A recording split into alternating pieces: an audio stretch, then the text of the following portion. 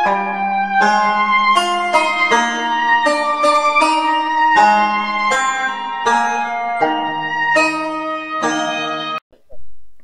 আলাইকুম। আমি Mohammad Farid Hossain, তেপুকুরিয়া farmer sub থেকে। আজকে যে বিষয়ে আলোচনা করব, যে বৈশাখ মাস বর্তমান চলতেছে, বৈশাখ মাস, যে বৈশাখ মাসে কি কি সবজি চাষ করলে আপনি লাভবান হবেন, যে কি কি সবজি এখন চাষ করা যায় যাদের উঁচু জমি আছে, এই নিয়ে পুরো ভিডিও জুড়ে আলোচনা করব। আমি মোহাম্মদ ফরিদ হোসেন। আশা করি সবাই ভিডিও না টেনে পুরো ভিডিওটি দেখবেন। আসলে আমরা অনেক কি করেন, এই অল্প একটু দেখেই এই মন্তব্য করেন। আসলে পুরো ভিডিও না দেখলে আসলে বোঝা যাবে না যে আপনার আসলে পুরো ভিডিওর মধ্যে কি বলা হয়েছে। অনেকে অল্প একটু দেখে আপনারা মন্তব্য করেন। বলতেছি যারা পুরো ভিডিও দেখবেন, হ্যাঁ, আশা করি উপকৃত হবেন। আর যারা নতুন, আমার চ্যানেল নতুন, সাবস্ক্রাইব করে পাশে থাকবেন। কি কি সবজি চাষ করবেন, কোন কোন সবজি চাষ করলে লাভবান হবেন, এই নিয়ে আলোচনা করব। এক নম্বরে যেটি বলবো সেটি হলো কাঁচামরিচ। আপনারা চাইলে বৈশাখ মাসে কাঁচামরিচ চাষ করতে পারেন। কাঁচামরিচ এক নাম্বার আমরা যেটা বলবো, যে কাঁচামরিচ চাষ করতে পারেন। যে বর্ষার শুরুতে কাঁচামরিচ একটা ব্যাপক চাহিদা থাকে।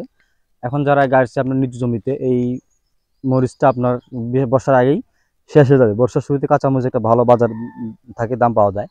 আর এখন যদি আপনি কাঁচামরিচটা রোপণ করেন, আপনি এই কাঁচামরিচটি গাছ কিন্তু 1 বছর পর্যন্ত স্থায়ী হয়, তাহলে আপনার পুরো বর্ষাকাল জুড়ে পুরো শীতকাল পর্যন্ত কাঁচামরিচ বিক্রি করতে পারবেন। হ্যাঁ, এই কাঁচামরিচ যদি এখন রোপণ করেন তাহলে লাভবান হবেন। আর যাদের উঁচু জমি আছে, এখন নিচু জমিতে চাষ করা যাবে না। যারা এই যে ভুট্টা চাষ করছেন, ভুট্টা উঠানোর পরে আসলে কি কি চাষ করবেন, 1 নম্বর কাঁচামরিচ, তারপরে 2 নম্বর লাগাতে পারেন বেগুন। বেগুন আর কাঁচামরিচ এই দুইটা জিনিস একটু লং জিটিপি ফসল, দুইটা আপনি চাষ করতে পারেন।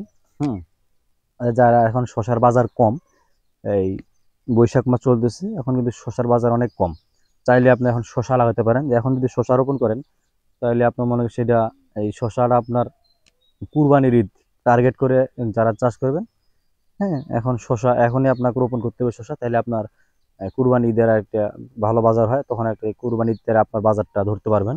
এখন শশা চাষ করেন। এই গেল মরিচ গেল, বেগুন গেল, তার শশা। তারপর আরও চাষ করতে পারেন কায়তা। হ্যাঁ, কায়তাও যদি এখন চাষ করেন, যারা আপনারা চাষ করতে চাচ্ছেন এরপর চাষ করতে পারেন এই যে করলা। করলা চাষ করতে পারেন। তারপরে আপনারা আরেকটা চাষ করতে পারেন, সেটা হলো ঝিঙ্গা। ঝিঙ্গার বাজার কিন্তু সবসময় থাকে। এখন এবার সব তরকারির দাম কম গেল, ঝিঙ্গার কিন্তু বাজার কম যায়নি, এখনো ঝিঙ্গার অনেক রেট, ভালো রেট পাওয়া যায়। ঝিঙ্গা, ধুন্দুলও চাষ করতে পারেন। তারপর একটা চাল কুমড়া, যেটা জালি চাল কুমড়া, এটা ভালো বাজার পাওয়া যায়। এই সকল সবজি যদি চাষ করেন বর্তমান, তাহলে আপনারা যে বর্ষার শুরুতেই একটা কাঁচা বাজারের একটা ভালো চাহিদা যায়। আপনারা এই চাইলে আবার চাষ, একটা লাউ লাউ চাষ করতে পারেন। লাউ যদি চাষ করেন তাহলে এই এখন আপনার যদি রোপণ করেন, বর্ষার শুরুতে লাউয়ের একটা ভালো বাজার পাওয়া যায়। লাউয়ের আবার একটা সহনশীল ভাইরাস, লাউয়ের একটা খরচ কম। এই যে ফসলগুলো আছে লাউ, যেরকম ভাইরাস হয় না গাছে, তারপরে আপনার খুব সহজেই লাউ চাষ করা যায়, তেমন একটা খরচ বা স্প্রেও তেমন একটা লাগে না। সহজ যখন আপনি লাউটা চাষ করতে পারেন। হ্যাঁ, সহজ আর একটা ফসল, সেটা হলো ধুন্দুল, ঝিঙ্গা। এই ফসলগুলো একটু সহজ, যারা সহজ স্প্রে কম করবেন, কম ইয়াতে, কম খরচে, কম মূল্যে বা কম ব্যয় করতে চান, তাই লাউ, ঝিঙ্গা, ধুন্দুল এই 3টা করতে পারেন। এটা খরচ অনেক কম, স্প্রে অনেক কম লাগে। করলা, কায়তা এগুলো একটু স্প্রে বেশি লাগে।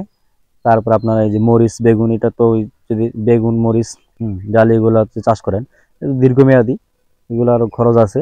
যারা স্বল্প মূল্যে করতে চান তাহলে লাগাইতে পারেন এই যে ধুন্দুল, ঝিঙ্গা, তারপর লাউ। যারা বেশি মূল্য, বেশি খরচ করতে পারেন, তাহলে আপনার মরিচ, বেগুন, কায়তা, করলা, চাল কুমড়া এগুলো, কারণ এগুলো বীজের দাম অনেক বেশি, খরচ একটু বেশি। হ্যাঁ, তারপর আপনি লাগাইতে পারেন এই যে শশা, এই সকল সবজি লাগাতে পারেন। তেপুকুরিয়া ফার্মার্স হাবে সকল প্রকার সবজির চারা পাওয়া যায়, রেডি রয়েছে। আপনার যাদের যোগাযোগ করবেন তেপুকুরিয়া ফার্মার্স হাবে, আমাদের দেওয়া নাম্বারে যোগাযোগ করবেন। তেপুকুরিয়া ফার্মার্স হাবে সকল প্রকার সবজির চারা পাওয়া যায়, সিডলিং ট্রে, কোকোপিট, তারপরে আপনি এখানে পাবেন শেড নেট, মালচিং পেপার। যাদের প্রয়োজন যোগাযোগ করবেন তেপুকুরিয়া ফার্মার্স হাবে। ধন্যবাদ সবাইকে, আসসালামু আলাইকুম।